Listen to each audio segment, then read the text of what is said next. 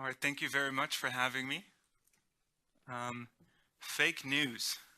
So a while ago, Scientific American asked me to write an article about why people believe in conspiracy theories, because to some extent I study why people believe in conspiracy theories. And there's lots of explanations, but one recurring theme is that people that really believe in conspiracy theories seem to find it attractive because it really provides a simpler alternative to reality. So, on the one hand, we talked about how complex global warming is and the implications it has for us as individuals versus, let's say, choosing to believe that it's a hoax made up by the United Nations, which is a very simple explanation. But what wasn't really clear is what happens to regular people, you and me, when they're exposed to a conspiracy theory. So not people who are already convinced of conspiracy theories, but what if I just briefly expose you to a conspiracy theory? So to investigate that, we did an experiment. And before I show you that experiment, I just want to do a little pop quiz. And I like to do this quiz because people are always surprised by the prevalence of conspiracy theories. So the survey asked how many people in the United States believe that there's a secret elite power with the globalist agenda trying to control the world. So what percent of the population do you think believes this in the United States? The answer is about a third. A third of people believe this. Okay, so that's one belief. This was during the Obama administration. What percent of people think that Obama is the literal Antichrist? 15%. Right, that's something, but not too worrying. Childhood vaccinations linked to autism. So we talked about this one. A shocking 20% of the population still believes in this conspiracy. Global warming is a hoax. 37%. Of course, in the current administration, this is really a big problem. But I always like to end on this one with a bit more of an optimistic view. The amount of people who believe that there's lizard people, so people dressed up as lizards who control the world. Luckily, it's only 4%, so I think there's hope. There's hope even there. All right.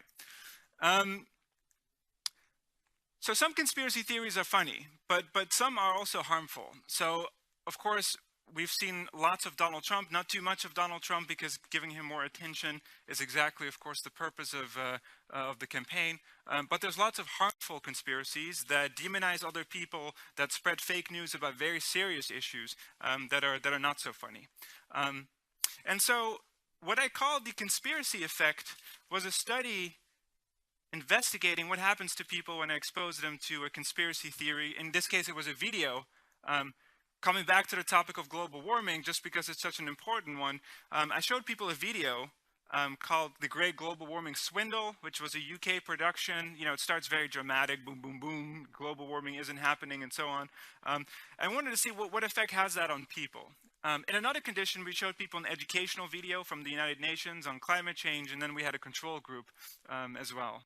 And so I really was interested in looking at people's perceptions of science, because it's really important that people have the idea that scientists agree on something. And this is a very sensitive mechanism. And we've shown earlier, when it came to vaccinations, that it is often portrayed as this debate. Some scientists believe that they cause autism, some scientists say that they're safe, and this causes confusion for people. And so this perception of what the norm is in science is a really interesting construct. But also behavior. I wanted to see, are people willing to sign a help stop global warming petition? So are you willing to sign something online? Just put your name on it. As well as general pro-social behavior.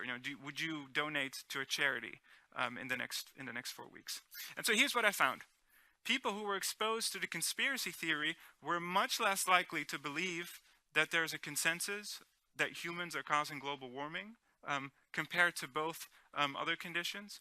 People who were exposed to the conspiracy were much less likely to sign a petition, a very innocent petition online basically saying that you support action on global warming. They were much less likely to support that petition. And they were also less likely to indicate that they would like to volunteer in the future. And I think this is because conspiracies put people in a mindset where you feel suspicious about the government, about society. You're not feeling very generous towards society in general. So I think exposure, this is what I call the conspiracy effect, can actually have negative consequences on people in the sense that it's almost like a contagion that spreads from one individual to another when we're exposed to it. And this got me thinking about how ideas spread more generally from one mind to another. So how does a fake story replicate from one mind to another? Now, there's a lot of research about this, and we've seen lots of historical examples. But I wanted to think about, well, how does this work in the context of fake news? So building on the same example that I've used earlier, thinking about issues like climate change, there's a really interesting documentary called Emergence of Doubt, which talks about how there's been a long-standing misinformation campaign trying to cast doubt on the link between smoking and lung cancer, but also between fossil fuels and climate change. And we wanted to see, well, what happens to people when they're exposed to fake news in the same way? And if so, then is there something we can do about it, something more constructive? And it's sort of interesting because the media called this a fake news vaccine. And looking at the headlines, the BBC is probably the only one whose headline I think is reasonable, because they actually say we consider a fake news vaccine, not that we've created a vaccine that's going to cure everyone from the fake news disease. But the other headlines are a bit more entertaining in a way, or sort of overreaching the eventual conclusions of our research. It's actually very difficult as a scientist to control headlines. The press office, tells you that the word inoculate is too technical, people won't like that, and so, fake news vaccine sounds catchier, and so on. And so it's actually difficult to deal with that as a scientist. So coming back to this very simple fact, because in the experiment we wanted to keep it simple. What's a very simple fact? And so we asked people, how many scientists do you think believe that humans are causing global warming? So we asked people, less than 50, between 50 and 80. Most people think that it's somewhere there, but it's actually, not many people realize that the number is actually 97. So 97% or more of all publishing climate scientists at least agree that humans are playing a role. And so we wanted to see, can we inoculate people against fake news on this topic? And the experiment, I'll walk you through the experiment and the results. In the first condition, we just showed people the facts. So we wondered, what if we can create a perfect world where we just show people the facts? 97 to 99% of climate scientists believe that humans are playing a role in climate change. Are people willing to shift their perceptions of the scientific consensus on this issue in the directions of science? And so this shows the change in people's perception. When we just show people the facts, people are willing to update their beliefs in a rational manner. When there's no distractions, people accept the information that you show them that's based on science. In another condition, we showed people this petition, which is a real petition. It's a real website saying that 31,000 scientists don't believe in climate change, it's a hoax. And there was actually a fake news story that went viral on social media saying, thousands of climate scientists say climate change is a hoax, which was based on this petition. And so we wanted to use it to see if that actually harms people's beliefs in a particular way. And so sure enough, when you just show people fake news, they adjust their beliefs away from science. And that was concerning in itself. Then we wondered, what if we paired the two together, sort of reflecting the current media environment? What if you see two conflicting stories, you don't know what to believe? What happens to people's beliefs when you do that? And so we showed people a pie chart, like a Pac-Man, very simple. This is a basic fact, together with the fake news story. And basically what happened there is that the fake news story canceled out the influence of facts completely. And this was shocking to us because we thought maybe the misinformation, maybe fake news has a negative effect on people, but it completely canceled out the effect, which was quite concerning. I have 1 minute left, so I'll get to the vaccine story.